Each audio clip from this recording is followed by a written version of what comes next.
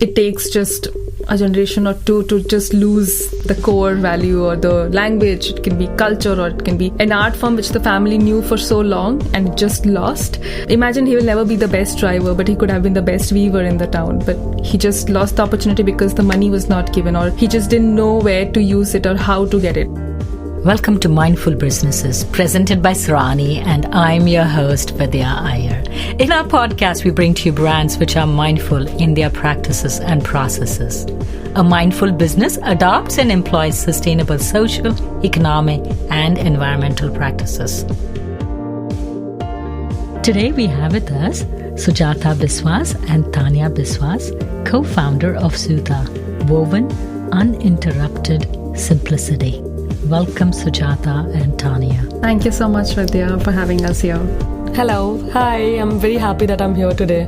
Yeah, and I'm Sujata and I'm Tanya. India is well known for its fabrics. How many different types of traditional hand-woven fabrics are there in India? So the beauty of India is there's so many different states, and every state has a very deep-rooted culture, and every craft is inspired by that culture. So it's not just the weaving of, let's say, cotton or silk. There are different kinds of silks: eri silk, mulberry silk, tussar silk. There are 1,000 to name. Yeah. I think we can't stop. Yeah, and even the texture of the cotton which is used can be so different. But apart from that, what I was talking about, the craftsmanship, which is about the mirror work probably, or just say simple stitching on the fabric, it's so different and they are so varied that just one state we took at least a year, and even now I think we don't even know how many other things we have not yet discovered. Yeah, so I think our aim is to actually go to each of these states and explore all the crafts and different kinds of weaving that they do.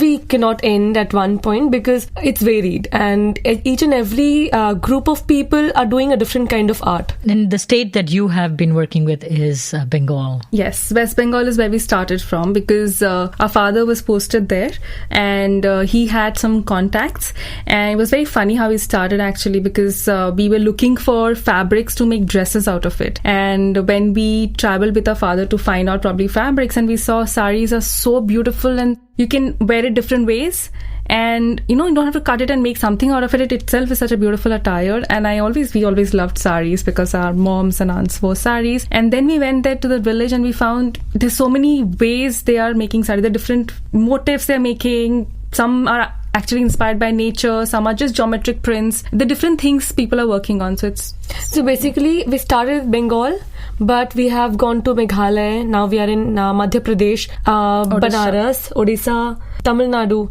and a lot of other places we are still working on. But I won't say that we have explored all the art and crafts from that specific area. Can you talk a little bit about the history of Indian textiles and how it was impacted during the colonial times when Britain ruled India? So it is kind of sad that the fast fashion entered the textile industry, which is really sad for weavers because the price came down with the fabrics like georgettes and chiffons and satins. The cottons which are machine made, they came in, and as the prices cost reduced, the weaver community and people who were wearing khadi and celebrating that got impacted a lot. And that's even now we face it, right? Fast fashion has killed slow fashion, and though slow fashion is again come back, but then I think it's very difficult to make sure that place again comes back. Suta primarily makes sarees, which is a traditional Indian attire. Can you explain to our listeners who are not familiar with a saree, what exactly is a saree, how long it is, and where do people wear it and why and how? So sarees are, like we said, uninterrupted simplicity, and it's a piece of fabric which is uncut and untouched, I would say. It adapts to the body shapes and sizes. Today you're feeling bloated, so you can't wear a certain kind of dress, but in a sari there's nothing as such. You can drape as you wish. So we call it a non-judgmental attire. It'll never judge what is your figure. Is it 0 now, or is it 8, or it's 12 or 14? Beauty of saris, you can pass it on through generations. A lot of people get scared of saris because the way it's draped, they think that this is the only way a sari can be draped, but it's actually not true. Yeah, a lot of people come and tell us, "Mujhe sari sari pehnni nahi aati is that means that I don't know how to wear sari and it looks complicated. But the beauty of it is that you can wrap it as you wish, as your mood is. You can make pleats, you cannot make pleats. If you can walk wearing a sari, that means a sari is draped. You don't have to have a particular way of wrapping it once, twice, make pleats, wrap it again, put it on your shoulder. No, you don't have to do that. In olden days, if you see, women used to do so many household chores, run around wearing saris, because they used to not think sari as a very complicated attire, which has become now, which is very saddening to think about it, but very glad that it's again coming back, because there are a lot of people who are experimenting with the way sari is worn. Not just with a blouse, they can wear it with a jacket, they can wear it with the top, with the shirt, and you can actually wear saris to any place you want to. And it's actually lovely and formal. So the typical length is about 6 yards or 9 yards?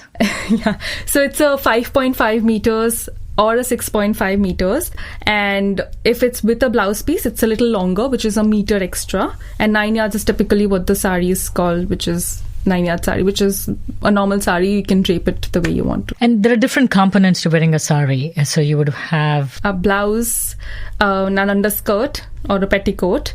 People do wear it on top of a pants, jeans, or any kind of a skirt they are wearing, and wear the sari a little up so that the skirt comes down and it looks like a different color. So there are a lot of experiments with sari, but the basic thing is you can wear any blouse, top or a shirt or a jacket, and underneath you have to wear something.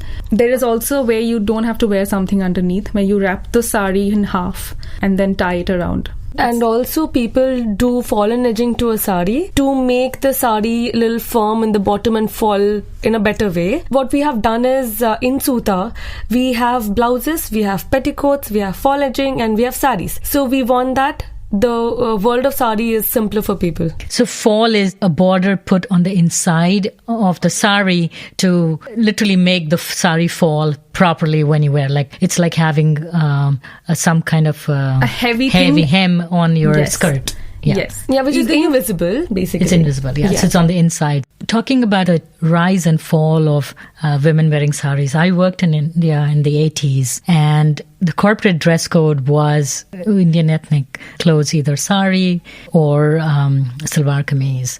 And now it's changed. Most people wear Western clothes. And it's similar if you look at some of the Far East countries like Korea or Japan. They had these lovely kimonos. And now kimonos in Japan, especially as far as I know, it's worn by the older generation, and the newer generation wears it on their wedding day or, on very, very special occasions. Do you see similar changes happening in India? And do you think it is changing with brands like you promoting saris? When we started Suta, we never thought we'll be like a game changer. We would want to make people start loving saris again. Gladly it has happened. A lot of younger generations have started buying saris and not rent it from their mothers. You know why it happened? Because I guess there was a kind of sari which used to be worn at home, like a regular wear, and there was something which was to be worn at weddings. When like a kid and you don't want to be wearing saris often, you would only borrow your mom's saris which are wedding wear and wear it to college, and you would look elderly. And that's what we changed. We made saris pretty, light and regular wear, and that's the reason shift has happened, which has happened. I must interrupt. I've been drooling over your saris like for 2.5 months from the US, and I would go to your website regularly, and then it'll be like sold out. I'm like, I need it now. I loved saris, but I'd kind of stopped in between, but I have purchased 2 of yours. Why would you stop? That's the question we wanted to ask. Why would you stop? It's such a beautiful dress. But for me, especially, I was in the States, so in the climate-wise, it is not conducive. So that's why we've introduced jackets and, thicker fabric saris, and different climate people should be able to wear saris if they really wish to. And we always wanted youngsters to wear more saris, because even me and Sujata, when we were in the corporates, when we were working, we wanted to wear a lot of saris, and we used to go to local stores, and there we usually didn't find the kind of saris we were looking for, which is breathable, which is comfortable and yet pretty. That is when we decided that we should launch this range, which is not very expensive and should be light and breathable for us. That's what happened. So the demand for this regular wear reduced. Shops stopped making these. They only made saris which are wedding wear or party wear. And that's when I guess the entire disruption happened, when people just forgot that sarees can be regularly worn. And I think a good time when we also came in together. So, and I think your sarees and your brand has an attitude. You know, it has a feminist vibe to it in terms of your blouses, or even, you know, just not wearing the matching blouse. The latent creativity of the youngsters, they are not constrained. If it's a black saree, they could wear a purple blouse. That's what I'm saying. Saree is so versatile, and we stopped thinking it like that.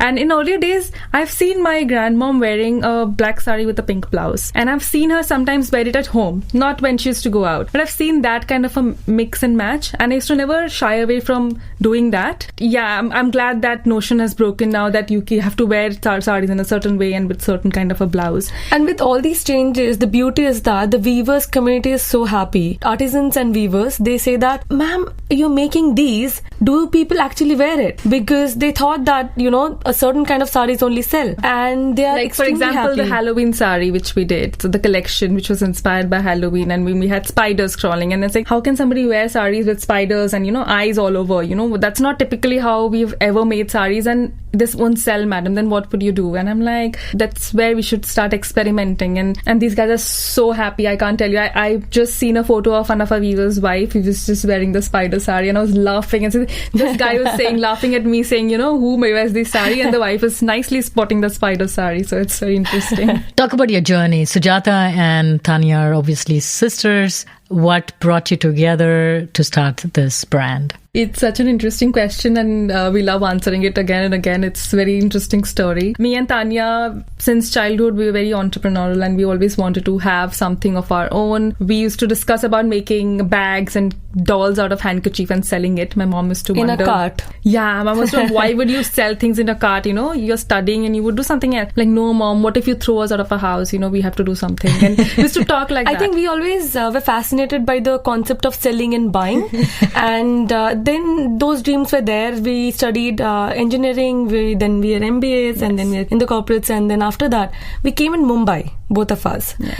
And we lived together. When in the evening, when you used to sit and have tea, those dreams again came back. Apart from almost 8 years, and then we came back together, we were like, what are we doing? Really, do we really want it? And Tanya's like, yeah, it's paying us a lot, but you know, is it really what we should be doing? We are both very creative, and we said, are we really using it? And over a cup of tea, we decided we should do something. We should start something, and we started with a photography page. And she was clicking photos. We both used to go and do photography, and then we decided we should do product photography. And when we started making dresses, and we were like, yes, this is what we really like. And that's where I told you, right? We were looking for dresses. All throughout this way, we always thought that, you know, what we're doing in the corporates, I know we're impacting the society some way, but I can't see it directly. What can we do? What should we do? And from there, the journey began, and we reached here. Yeah, when the dresses came, we said, let's go and meet the weavers. Because then we'll impact these people, right? We'll know we are buying from them, and they're not dying, and they're not being... So there are these middlemen who just take their products away, don't pay them the money then, probably they'll pay half, and after 6-7 months they'll pay probably another 0.25, and they will never get the full amount. Even probably sometimes they don't even get the cost. That's why these guys leave their jobs, become drivers, become any machine kind of work. And also they train their kids to do something else and not learn what they have been doing forever. Yeah, we met a guy, and that guy was saying, I'm learning driving. And I said, your dad is earning so much. He's like, yes, you're just looking at the revenue. You don't know how much cost has gone in. So I asked him, and he's like, sometimes you just don't get the cost even. That was the point. And I said, will you work for us? And we started with 2 weavers, and now we have a family of 1,400, which is huge. And that kid is working for the father. He learned crafts, and he now works for making the jacquards so that the weaving happens. And the beauty of all of this is the entire family is engaged, and the wife, the mother, someone is putting tassels, someone is washing the sarees and ironing them. So all these people, they have become a family now to us. Yeah, we're making sure that the systems are replicated, and we can reach as many villages as possible. So that's the supply side of it, and thankfully the demand worked for us, so we are able to scale. So these are traditional weavers who probably for the past 15 generations were only weavers. So it's in their gene. Yeah, even the surnames are like that. So there's a Boshak, which is they weave. So that's the entire village, everyone's Boshak. So, it is sad that they were saying that, oh, my son has left. He's become a mechanic in West Bengal. Somebody said, my son has gone to South. He's doing some office boy role. And these are talented artisans. And beautiful work. You cannot imagine. There are blouses which we have where people have worked with hand, the embroidery. If you look at the embroidery from far, you'll think it's machine made. But it's actually so fine.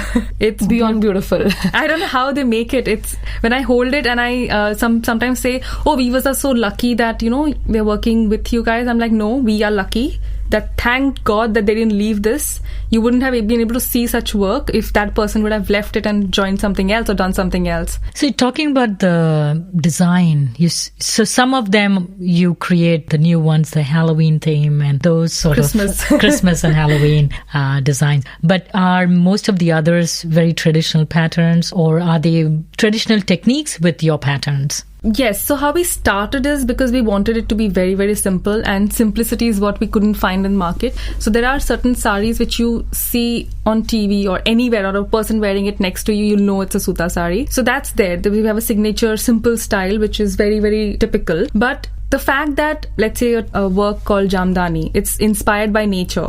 We would not want to change it. Though we introduce certain simplicity, like we try to not have it all over the body, probably we'll only have it in the aanchal or the border. Those things we do. But we don't really change everything, always. We work with a lot of colors. We make the flower simpler if it's very complicated. So those things we do, but we try to not change a lot of things.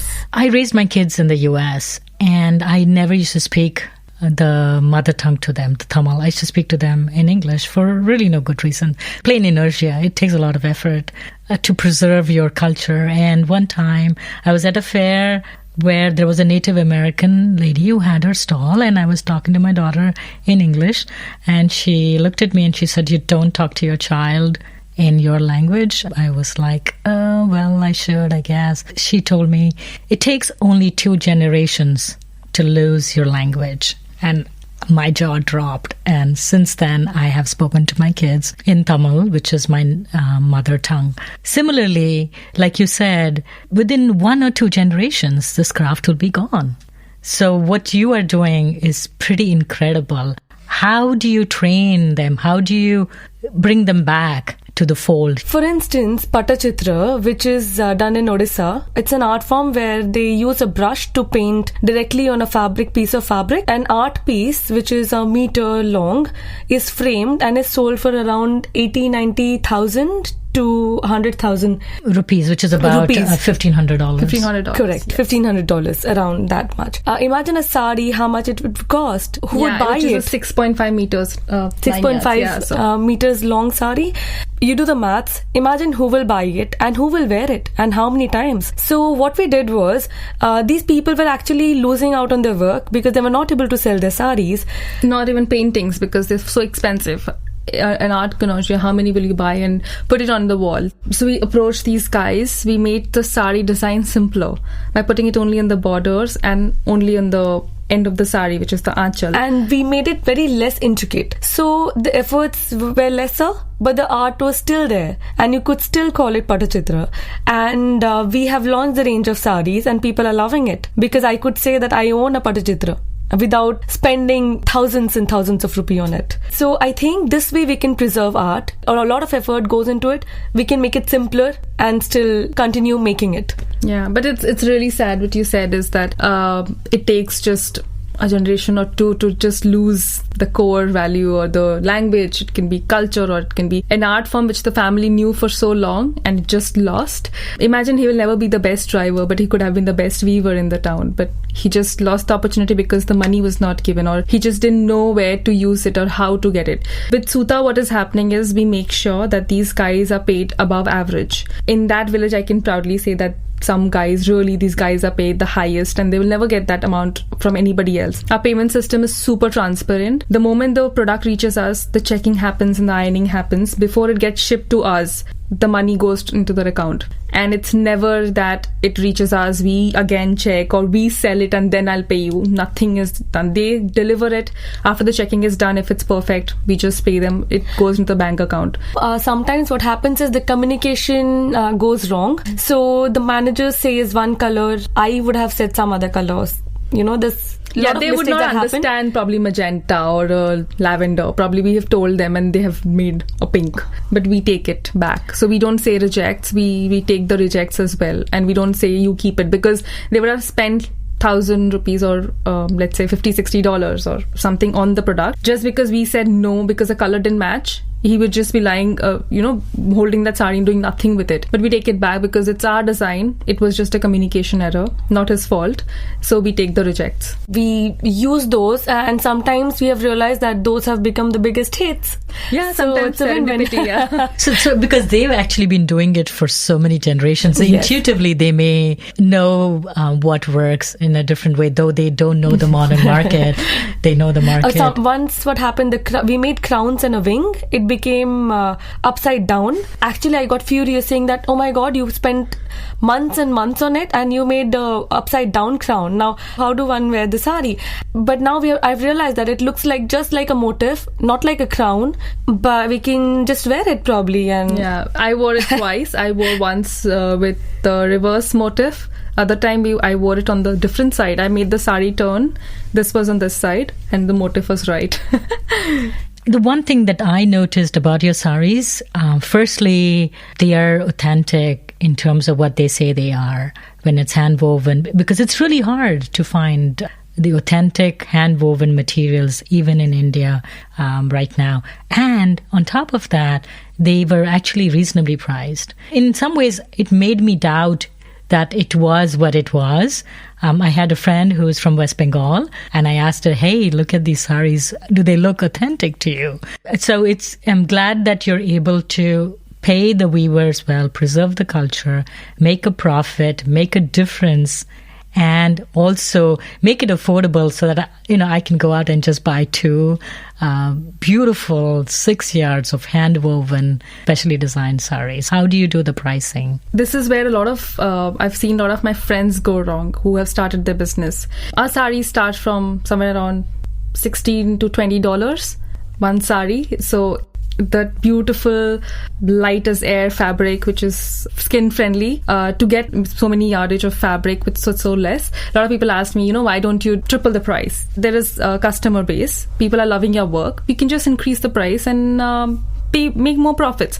Me and Tanya have always discussed the issue with why we couldn't buy is that because when we used to like plain saris, they were very expensive.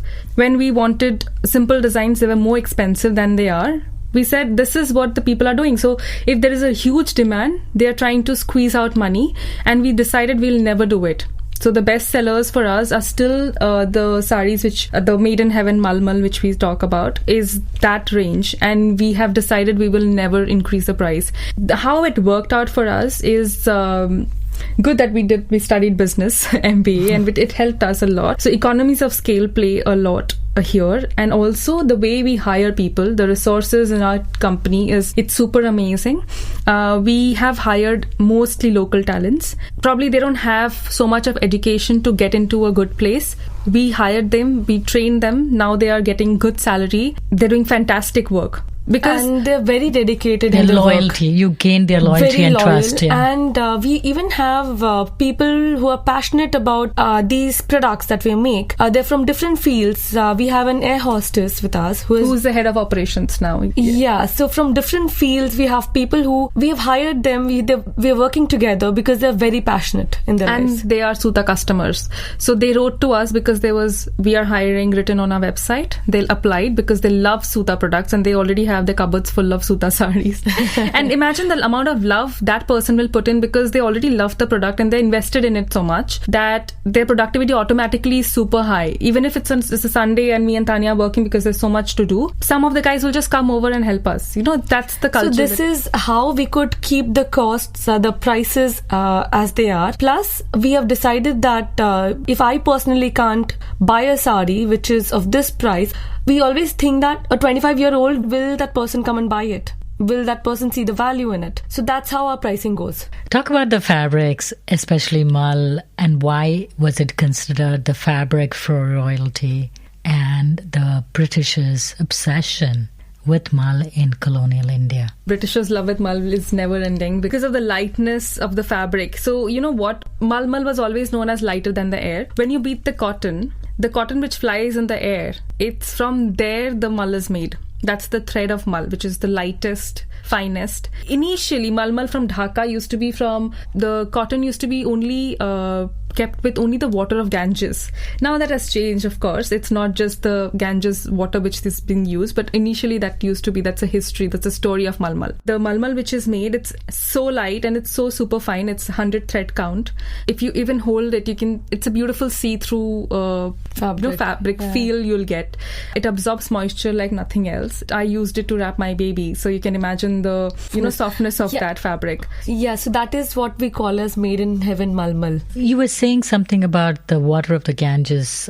So that water is used to grow the cotton? No, soak it. So when? Initially when the mull, the Britishers with the actual mull from Dhaka used to be soaked in river of Ganges only, and that was the mull. Because you consider the river Ganges to be the purest. Purest, yeah. So to make the fabric the purest, lightest and breathable, it was soaked in that water. It was the pre-processes of making cotton. The yarn. That's why we call it made in heaven mull. And when we reached the village, when we first saw the fabric, mull was not available as just the mull saree in the market, because people used to print on it or make something out of it, because they would not think such a light fabric you can carry it with so much ease, or you can just wear it to work or outside, just the mull. And it was always starched. Right.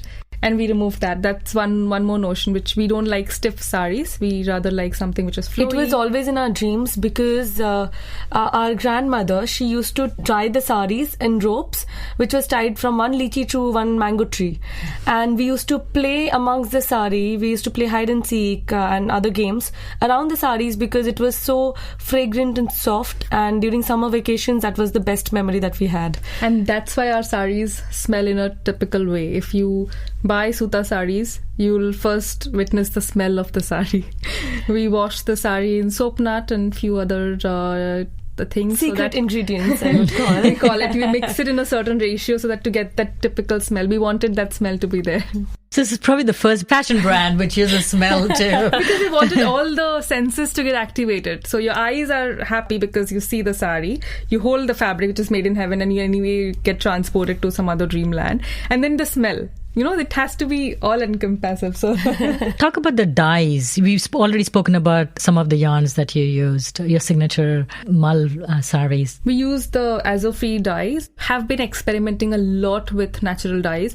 The only issue we face, because it's an online company, if we shoot mango yellow, the moment it changes a little bit of color, people would return the product. With organic dyes, maintaining the color is very difficult. So from today, I'm using turmeric from a certain farm and I'm dyeing my saree. If I change the farm and I get turmeric from another place, it becomes darker. The color changes drastically. And for an online company like ours, to maintain the same color, because people are really sensitive, the returns are higher. People think that we are cheating. So to establish that faith of people on us, we're waiting for that. Time, and probably will make people aware that this is going to happen, this may happen. Even the sun plays a big factor. If it's not drying in a day, it takes 2 days, then the color changes again.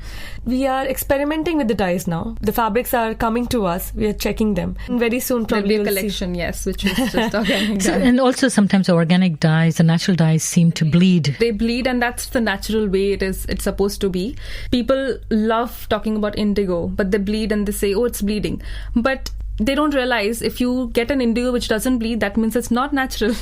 So it's like a balance. You have to either you get used to the bleeding and get the organic dye, or you just live with chemicals. So what are the different products you carry besides sarees? We just launched the baby swaddles, the infant wear. because I used it and I got so many requests from the moment any mother sees my son's name is Rara, so I call him Rara. So anybody checks Rara's those swaddles or the napkin he uses, they ask me, what's this fabric? And I'm like, this is my sari. I've cut it into swaddles or the napkins. They order it. So they cut it and they say, oh, just cut it and make it for us. So I launched a collection. We are again launching, because it's a super hit collection, we're launching more of baby swaddles and napkins. We are also working on dresses for girls and ladies, yes. And menswear is where we aim to get into. But that's again using mostly malmal and handmade natural dyes. Natural dyed fabric. So we just launched pashmina, beautiful pashmina, all hand woven. We work with this cluster of 400 weavers in Kashmir. One day probably I would record all of their stories. You must hear them. It's so fascinating, the amount of love they have for their own scarves. It's like they're giving their own baby to you, because they've spent so much time weaving one of the scarves. They say, madam, just take care of this. So much of love, which every sari, everything which is, when it spends so much time in a weaver's house, it becomes a part of the family. We have written blogs about it on the website. You can check that how much love has been put in a sari. So we have written sari diaries from the sari, because the sari has seen the journey. Also, the Kashmiri people who have woven them, they've woven it in a beautiful technique. The shawls have golden on one side and a color on the other side. So it's a sari and it's a shimmer side. One side is shimmer and one side is matte. So that's the beauty of the pashminas. We've just launched and it's doing really, really well. So we might be launching more colors soon in shawls. We're also working with fabric jewelry. Since Suta means thread, we want to do as much possible with fabrics. So fabric jewelry probably is where we might get into very soon. We're working on the embroidery on it. And you're basically only online. You're not available in any retail stores at this point. We have our own store in Bombay.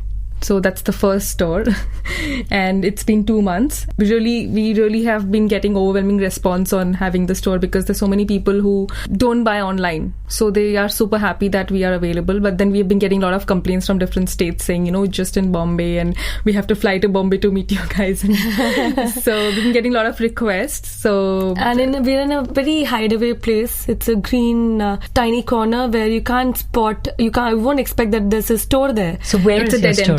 It's in Kalina, Santa Cruz, and it's in a dead-end residential lane.